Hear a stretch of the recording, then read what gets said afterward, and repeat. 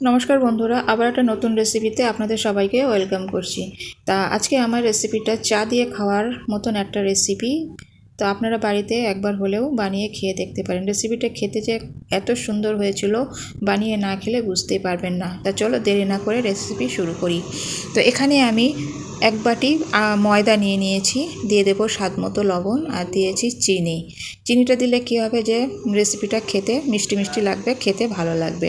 আর দিয়েছি রান্নার তেল, 2 চামচ মতন রান্নার তেল দিয়ে আমি ভালো করে ময়দাটা ময়ান করে নেব। যতটা সময় ধরে মাখাবেন রেসিপিটা ততটাই খাস্তা হবে। তো এখানে আমি ভালো করে মাখিয়ে নিয়েছি, দেখেই বুঝতে পারছেন। এবারে অল্প অল্প করে জল দিয়ে আমি একটা ডো বানিয়ে নেব। রেসিপিটা খেতে যে এত সুন্দর হয়েছিল, আপনারা একবার হলেও বাড়িতে ট্রাই করে দেখতে পারেন। চায়ের সঙ্গে খেতে তো অসাধারণ লাগে।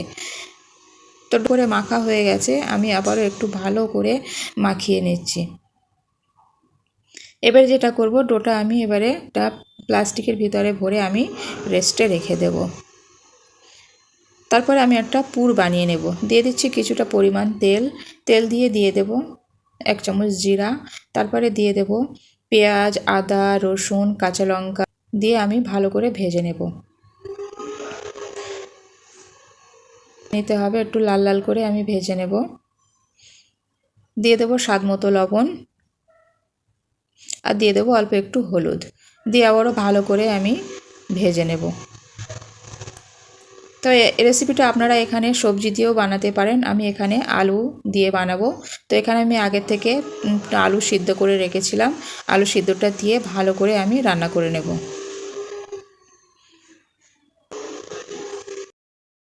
আর দিয়ে দেব অল্প করে একটু ধনেপাতা কুচি। ধনেপাতাটা কুচি দিলে কি হবে, পুরটা খেতে ভালো লাগবে, রেসিপির স্বাদটাও বেড়ে যাবে।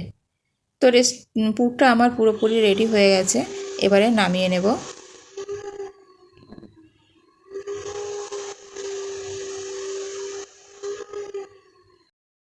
আমি ডোটা বার করে নেব। দেখুন ডোটা আমার অনেকটা নরম হয়ে গেছে। এবার আমি বড় একটা রুটি বেলে নেব। তো কিছুটা ময়দা ছড়িয়ে দিলাম, দিয়ে আমি হাতের সাহায্যে একটু বড় করে নিচ্ছি। নেওয়ার পরে বেলুন দিয়ে ভালো করে আমি বড় করে একটা পাতলা রুটি বানিয়ে নেব।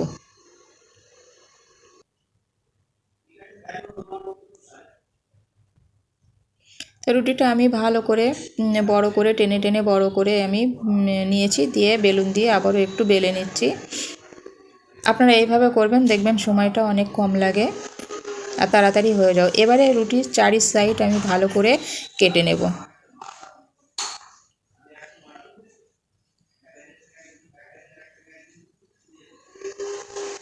এবারে যেটা করব, আমি তেল নিয়েছি, নিয়ে 1 চামচ ময়দা দিয়ে ভালো করে তেল আর ময়দাটা ভালো করে মিক্সড করে নেব। তো মিশ্রণটা আমি তৈরি করে নিয়েছি। এবার হাতের সাহায্যে পুরো রুটির উপরে আমি ছড়িয়ে দেব মিশ্রণটা, দিয়ে হাত দিয়ে ভালো করে মাখিয়ে নেব রুটির উপরে। একটু ভালো করে মাখাতে হবে। তো মিশ্রণটা আমি ভালো করে হাত দিয়ে মাখিয়ে নিয়েছি।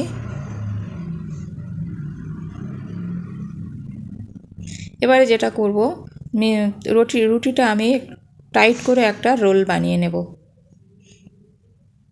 একটু টাইট করে রোলটা করতে হবে।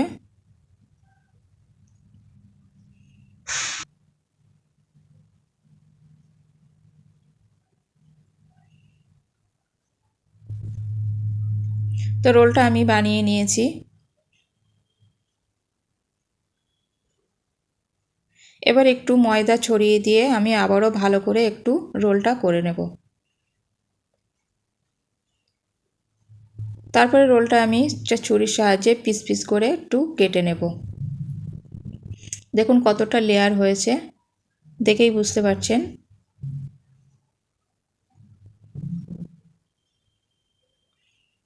তো সবগুলো আমি পিস পিস করে কেটে নিয়েছি। এবার হাতের সাহায্যে একটু চ্যাপ্টা করে নেব।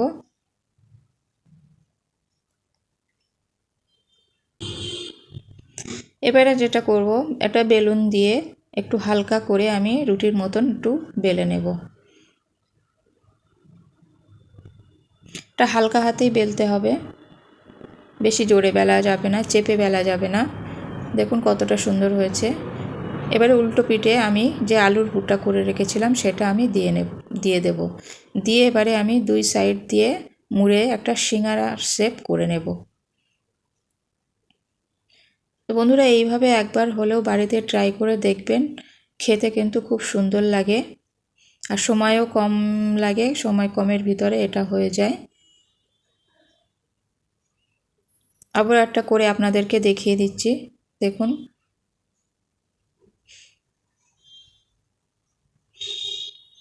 আবার একটু পুর দিয়ে আমি সাইডগুলো ভালো করে মুড়ে নেব।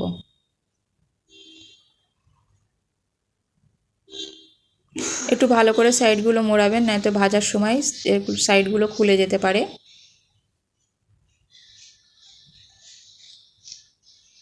এবার আমি একটা একটা করে সিঙ্গারাগুলো ভেজে নেব।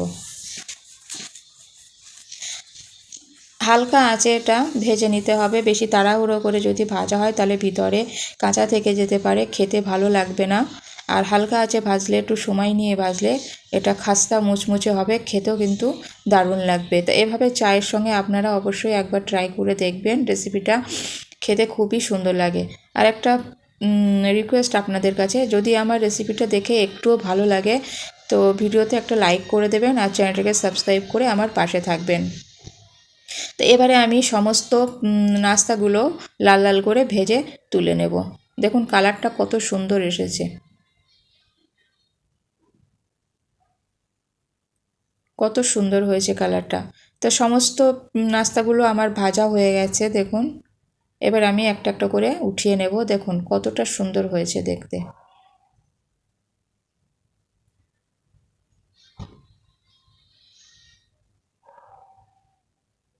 এবারে আপনাদের কাছে পরিবেশন করে দেখিয়ে দিচ্ছি। দেখুন বন্ধুরা কতটা খাস্তা হয়েছে, রেসিপিটা দেখেই বুঝতে পারছেন। মুচমুচে একটা নাস্তার রেসিপি। তো ভিডিওটা এখানেই আমি শেষ করছি। আবারও দেখা হবে নতুন একটা কোনো রেসিপিতে। ততক্ষণ সবাই ভালো থাকবেন, সুস্থ থাকবেন। টাটা।